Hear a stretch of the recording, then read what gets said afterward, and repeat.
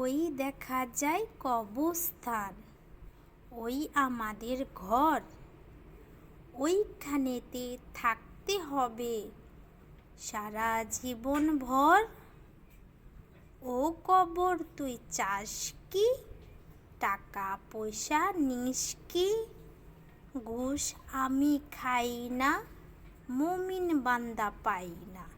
একটা যদি পাই, অমনি তাকে জান্নাতে পাঠাই। চলো আমরা আবার বলি। ওই দেখা যায় কবরস্থান, ওই আমাদের ঘর, ওইখানেতে থাকতে হবে সারা জীবন ভর। ও কবর তুই চাস কি, টাকা পয়সা নিস কি? ঘুষ আমি খাই না, মুমিন বান্দা পাই না।